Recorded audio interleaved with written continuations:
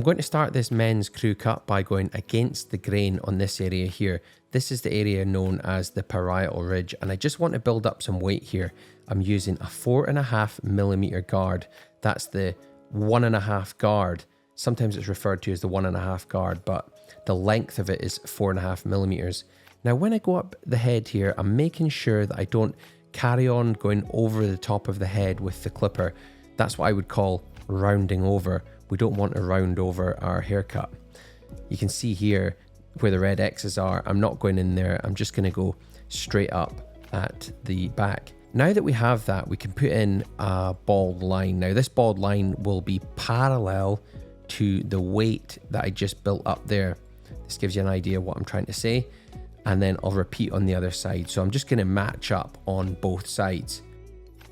Once I've done that, I can then just use my big clipper on a 0 just to remove all that bulk that was left.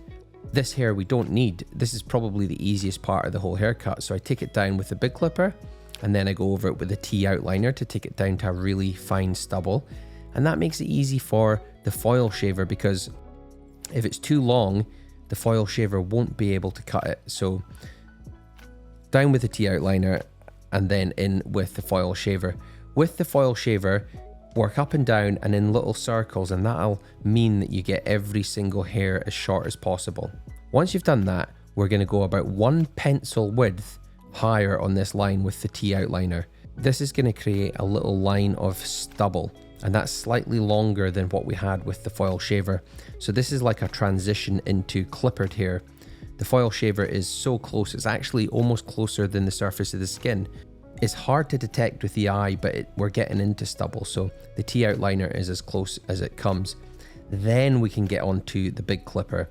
Now, the lever on this clipper is closed, and I'm going to go up about another pencil width.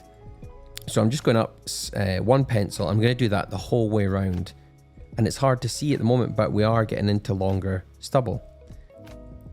Then with the lever open, our next stage is to just go up slightly higher. Now this time, what I'm doing is I'm going into the hair and I'm catching the line. Okay, so the blade must be in contact with the head where that line is. And then I can move up a little bit further. But what's important is that I'm not following the shape of the skull. What I'm doing is I'm aiming up towards where that weight line, that build-up was that I did right at the start with the 1.5 guard.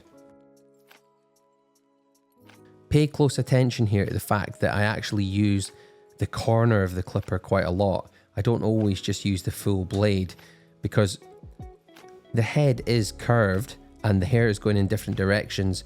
So sometimes I can't just use the full blade of the clipper to move up the head. What will happen is the corners might catch something. You can see here that I've got one corner off and one corner on at the back of the head. On this fade here now, I'm going to use my foil shaver and I'm going to stroke down on the blend area. So it's like downward strokes, definitely not upwards, because that's going to create another line. It's got to go down the way. And I'll just follow around and complete onto the other side.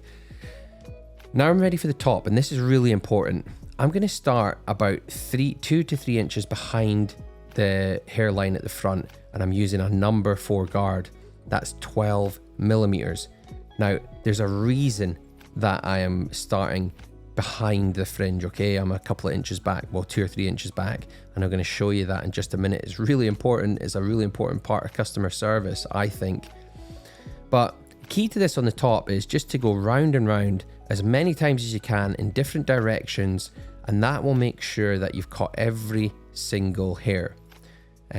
This is very dense hair that I'm working on. It's also very coarse hair, and it can stand on end. Sometimes when you're working on very coarse hair, you have to make multiple passes. So here I am, I'm going round the crown, and I'm going to go over the crown in different directions because the crown grows in a spiral, so we need to go in different directions. Now I'm at the front, and I want you to watch this. Okay, so this is why I didn't cut the front first. I'm going over the front, and look what's happening to his face.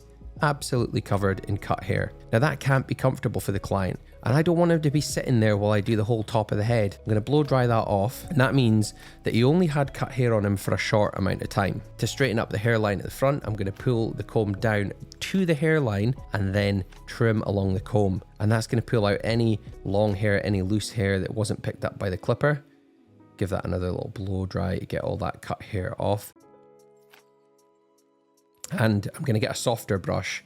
I was using a boar bristle brush as my fading brush, but a softer brush for the face.